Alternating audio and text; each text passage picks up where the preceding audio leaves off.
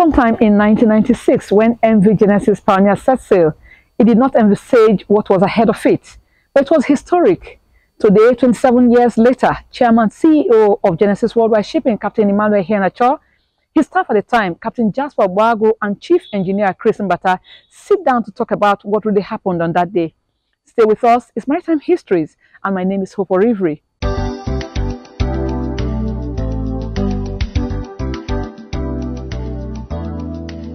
Interjected by adding that miracles do happen, but things make it more to happen. I think this 1996. 96. Yes. Within the months of April, no, May, because of monsoon, the monsoon period of Indian monsoon. You know, that period used to be very rough. And we had, as we left India, heading to South Africa through the Cape of Good Hope, we have fashioned our course. As soon as we left, but the weather changed to very rough monsoon period. And we started having bad weather. And the ship was pounding due to rough weather. After 2 days into the journey, the weather was still not abating. It was still serious, pounding the vessel. Then we experienced there was a leakage in the forepeak tank. So here was also, I have to alert the engineers, we had to put in a submersible pump to evacuate the water that was ingressing into the forepeak tanks. After 2 days into the journey, the submersible pump failed because it was pumping continuously. It's not meant to pump continuously. So it failed. Then I noticed that the ingress into the forepeak tank was slightly reduced because the first time I noticed it was rushing in and the pump was pumping continuously. Let me just step in there. Because we're using our ballast pump to pump out the forepeak initially. But the rate of the ballast pump pumping out water was not enough to cope with the ingress. So we have to introduce that submersible pump as additional. You know, we found out still the bow was still down. It was trimmed going down. We were trimmed by head continuously. Yes. So after the submersible pump failed, the ingress reduced. That's about 6-7 days into the journey. Yes, into the journey. And we've already plotted course to go through Madagascar. Yes, between Comoros and Madagascar. But when we noticed that you altered course facing the close to Africa to go and beach. Beach the ship. Yes. Yes, that was the decision. Yes, because the ingress was much, so we didn't want to go. The passage through the Comoros was a bit far away from the land, and so we have to alter course. We thought that it might be better for us to go to the coast. Go towards the coast. If the weather comes better, then we start heading back south. Because usually why we avoided following the coastal passage was because of freak wave. There used to be freak wave off from Madagascar to South Africa. So that's why we plotted our course to go through a bit offshore, more to Madagascar. Close enough. So, but when we noticed that we're having this problem, so instead of going to sink at sea, let us, beach the ship. Not that we are not actually beaching the ship, but let's coast so that if things are getting worse, then we go closer to coast. Then we can manage. And while this thing was going on, I noticed that because I was frequenting to the tank, the forepeak tank, to know what is still happening there.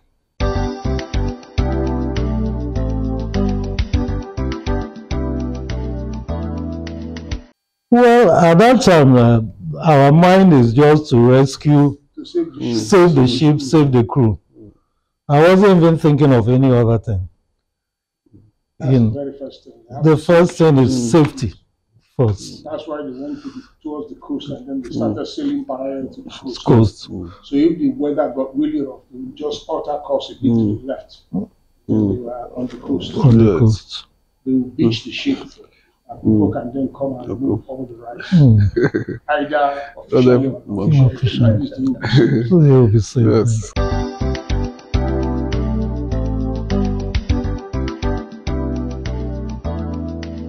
We had normal crew, 23 of crew members were complete complements. And we had we were loaded. We had a United Nations rice distance for Angola 8. United Nations, that's the program we had to take rice about, I think 10 plus metric tons of rice to Angola.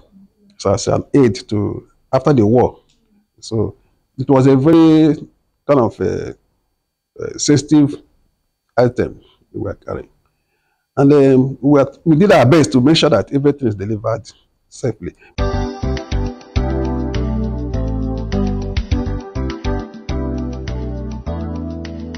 I said, let's go down the time because inside the forepeak. And that's when the water is seeded. Yeah. No, the water was, when I made the pump failed, and I found out that there was a crack. There's a bulkhead, and the crack was just by the bulk, just like this, by the bulkhead. So, and when I looked at the rate at which the water was rushing, was not as much as it was rushing, but previously.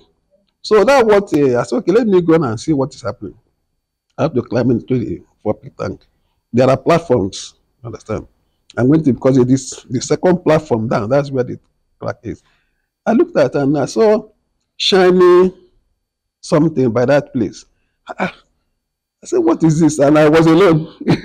So, and the ship was also moving and inside the tank. And so I have to look at it. I kind of, tell me, put this thing here. It was a bit soft. They are taking the crack down. Yes. And water was still coming, but it was not much. Water was still coming. It was not, the pressure wasn't as much as it was when we were pumping it. So I came up and I told Captain, I told the ship crew, I said, something is blocking the water system. So I said, Captain Iheanacho's God is too much. Because I'm not even talking about our own, because each time we had issues with his vessel, we have and things we just turn around and as if nothing happened. We have a lot of problems. God just came out. Yes. Yes. Anytime, we are telling, I say that was said that something made something to happen. Miracle doesn't happen. Something makes it to happen. Maybe I finish this. So eventually, with the communications with the government captain, and then arrange for us to go into Doba, so that they can look into it. Because coming down through yes, it was welded. Yes, on the water welded in Doba.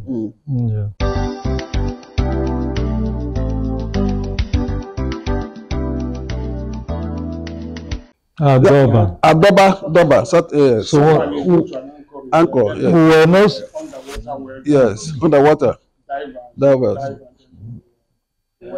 And we were the one that removed the fish. They removed the fish. Because of eating it. No, it was still body there. They removed the ship and put the fish. They removed the fish, welded it, yes, and confirmed it was okay. Okay. So that was when we proceeded to Rwanda, Angola.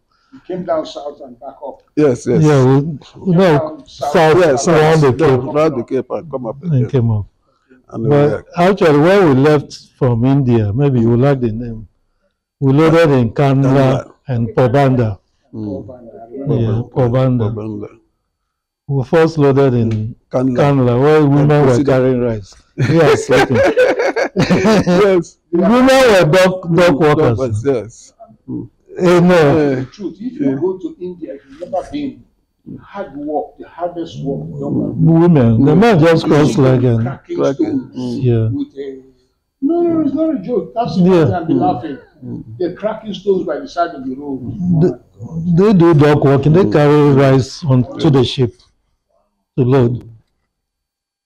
So that was the history.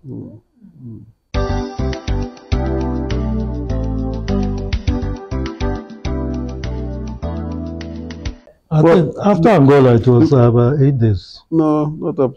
Not up to Angola to Nigeria is 5 days. 5 days, I think. Yeah. Yes, 5 days.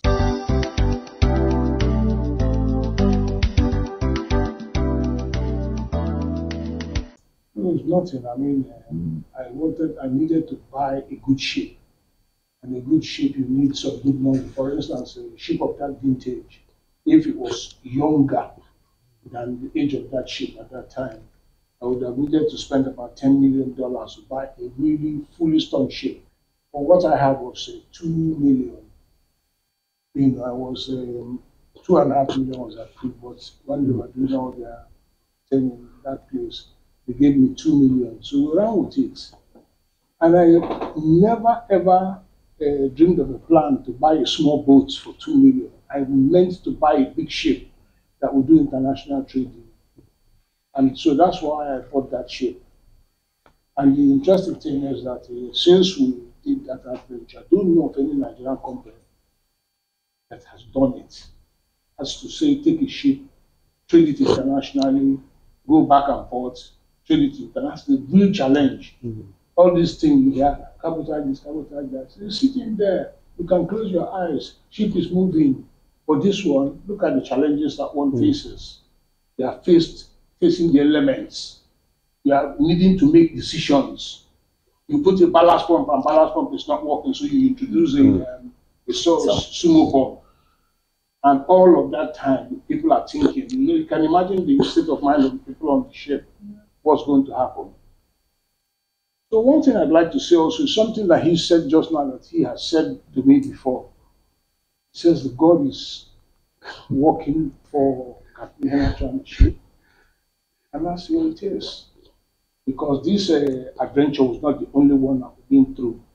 The other day you came here, we told you about adventures that we had going to Brazil with the same ship, isn't it? No, Challenger. Yes, Challenger. yes.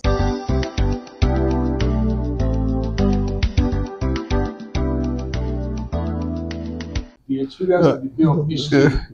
Challenger. Were you there? I wasn't at Bay. I was in the Brazil. That time we took it to Brazil.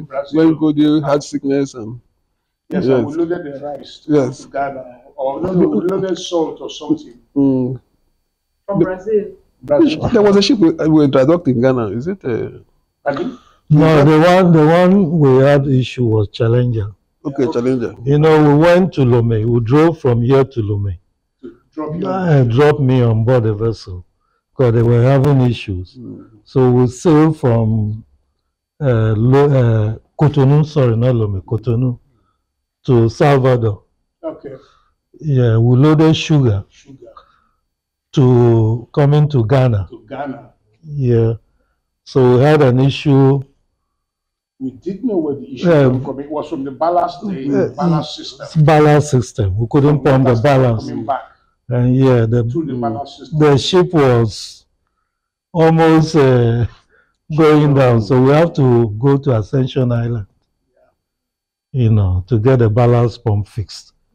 Because they have to machine, I think it's the US or, no, it's UK naval base. Yes, military base. So we asked them to help us machine bushing for us, which they did before we proceeded to Ghana. I don't know, he was not there. No, I wasn't. I wasn't on the Bay of Biscay. Because the reason that is because I was the owner of the ship as well as the superintendent. So normally you have those jobs separate. You have a superintendent, owner will sit like I'm sitting, and he'll be listening to the news, listening to money coming into his accounts. He doesn't want the bad news, he wants the good news. So on that occasion, I'm just trying to think of having travel. We went to Brazil and we loaded heavy rocks. Yes. Can't remember what we did with those rocks. really heavy rocks and put them on board the ship. And we then sailed from Brazil and went straight to Spain, to the north of Spain. And we came into port, port state control. That was when port state control was just taken up, and so people were very enthusiastic. So port state control jumped on board the ship and looked at it and defaulted us for very minor things. And we kept on dealing with the issues. Whatever he said, we would buy it and we change. Whatever he said, we would buy it and we change. Then at one time we called him and said, we've been here for a long time, I have to go.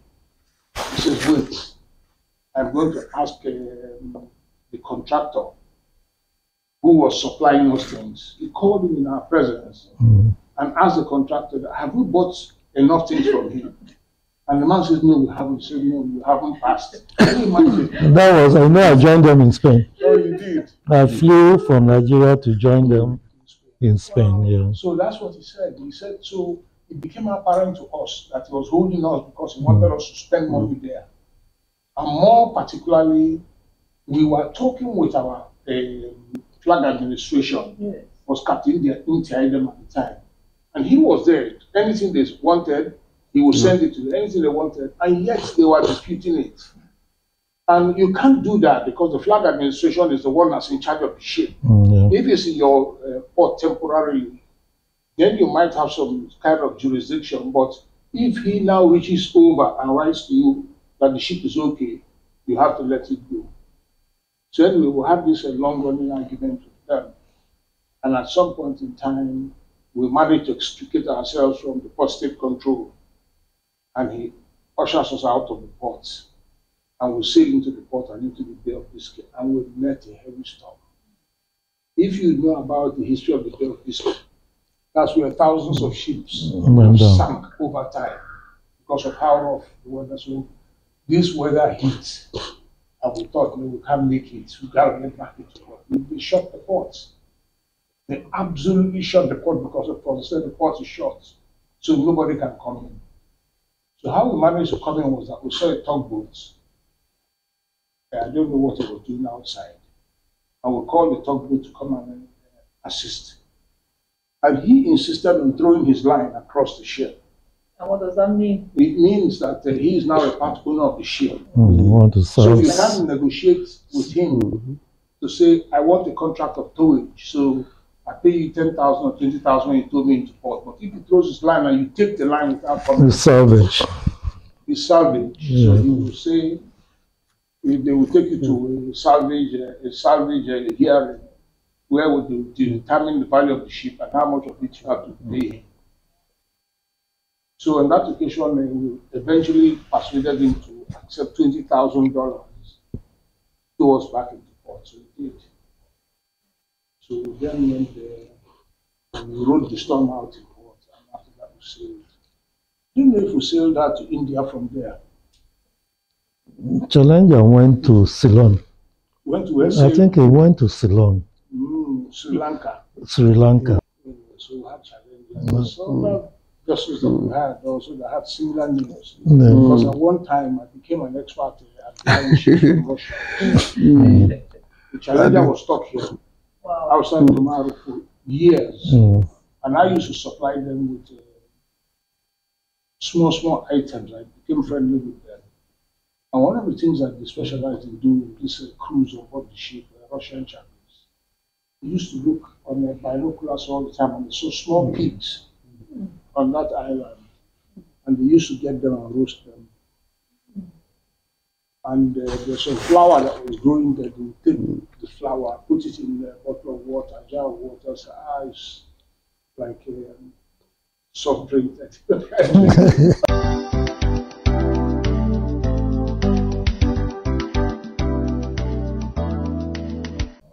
You know, if you're getting those warning signs, you can't continue.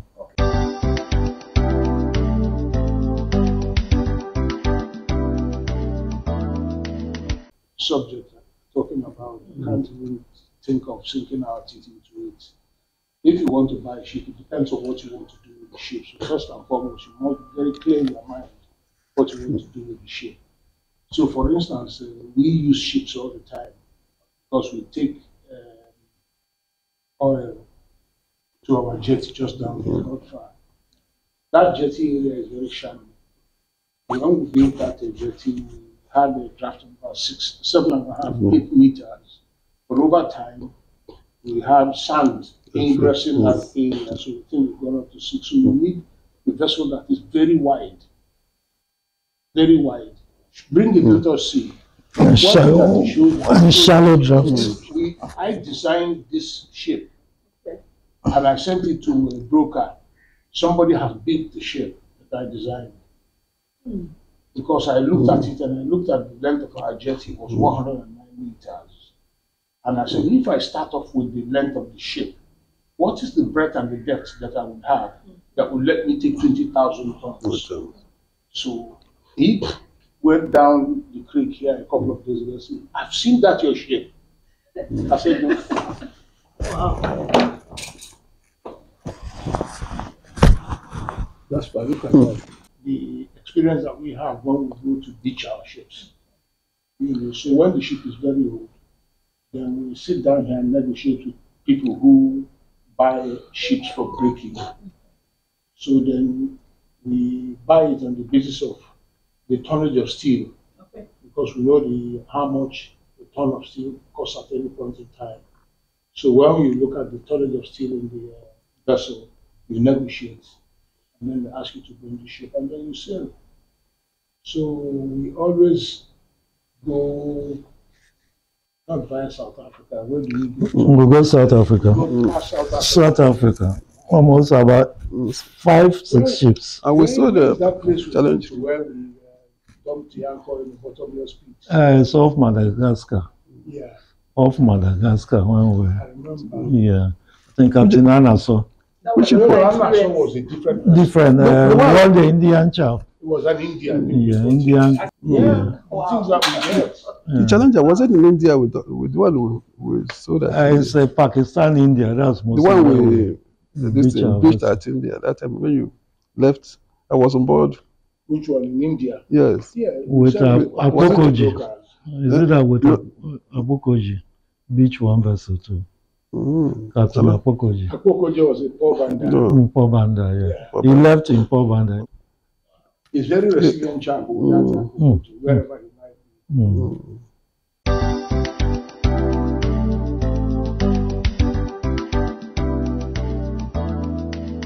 Actually, I may add something here. You know, we're all product of NNSL. You know, I'm my senior then anyway. But in age, I don't think we are too gap is so much. But NNSL collapsed in 1995. And at that time, it looked as if nothing else. And we're all international maritime personnel. So we are not used to these local waters. And so it became an issue. And fortunately, he came on board with this alternative. And that's why sometimes I say that he was the only person who rescued some of us from that problem of liquidation of NNSL. And fortunately, I happened to be around. In fact, I was the last crew to fly to UAE. Dubai. Other ones flew because I went and I came late and I flew. He still reserved that position for me. And when I came back January, I flew to Dubai and joined them in Dubai. That was this pioneer. Despite all the activities, I keep on saying, this one we're talking about is even small comparatively to other things we are going through. I remember even in Kandla port, the port was not a natural port like that. It was just a considered port into the sea, and the wave was disturbing while we were looking. It was open, yeah. It was open, yes. And yeah, Kandla. And that was one of the reasons we had that weak section. Because there was a lot of banging. The wave was banging us. And I even went out with one of the workers with their tractor to go and bring tires from ashore. Start rigging tires. Fenders. I was rigging fenders for us to operate. It wasn't an easy operation. And naturally, when we went north, that is Pobanda, it wasn't the speed of that current, the current there usually, they tell you any vessel less than 15 knots should not venture it. Very fast. Yeah. Yeah. You can maneuver. You can maneuver. Yes. And we passed through that things, and inside that place we had challenges of current. Because imagine a vessel will do like 12 knots and you have a current of 9 knots opposing you. The kind of current is not what we see here. You see, if you make a mistake, see, no, we just yes. And we maneuvered with our experience, international experience. We maneuvered and came out. And as we're coming out, we met this storm. That's what we are lacking now. The training of seafarers. If I can remember, so I do remember my trip from Canada. Explorer. Canada best me up. Yes, you know, from ice area. It's another experience you need to. You know, yes. Because the one in the ice. St. Lawrence, Chief Engineer. Yes. St. Lawrence Seaway. So very yes. My culture. The Canadian one actually, you know, I forgot all about it. Yeah, that one is another. No, I wasn't on board. Yes. So then we're sailing to Canada, sailing up the river. Yeah. And as we're going, the river is freezing. Solid ice. Absolutely turning to ice. Solid ice. Similar to Titanic. I've never sailed in ice before. You can't hack it. Yes. Because once the ice grips your propeller, you can't turn. No. So you must be working your propeller continuously and looking for leads. Leads in the ice. This is where you see the lead, you hit it, bang, it breaks, you move it, and you keep on working your propeller. So then we got to where did we load that Talo? Was Talo we went to load? Yeah, we loaded the Nova Scotia. That was the first thing we loaded before we went to Quebec. I think that was. So we went there to load it. The temperature was minus 35 degrees C. Minus. So if you took water and you threw it like that, yes, on the floor because it had frozen. Really was that bad. And it was a crew of only Africans, and we were only Mike hostage. Yeah, the chief engineer. Chief engineer. I said, "You are going to be yes. No, it's late now. He was even scared when we came out. Who was Mike? Mike when we came out, you know, we were only 3 vessels, and I was the only black African vessel leaving before the closed port. You know, we had minus 40 for almost 1 week. Yeah. When we were leaving, they were clearing, and fortunately, the vessel we took was also an icebreaker. There was even no lead. So it was just breaking ice. Fortunately, you know, because of the weather, you keep on collecting the weather, plotting where vessels are used like previously. You know, so we took it. And in fact, imagine that vessel was having a speed of let's say 14 metric ton, 14 nautical miles. But I nearly got up to where I was not doing more than 5. Yeah. And I was scared, but I still had my faith as the captain. I just, God will not allow us to get stuck. Fortunately, we came out and met one of the worst storms. I saw photos of that storm. Yeah. Somebody said yes. The thing was horrible just to look at it. The storm was coming from one side of the vessel, cross over the vessel to the other side. So if you want wash you across. And you know, first thing we did, because we have a little ballast, we pump out the ballast, thinking that will save the situation. Fortunately, we got to. You needed to have your ballast too. Because Canada forbade us from ballasting. The ballasting in Canada, you will not try it. In fact, they were flying helicopters all around.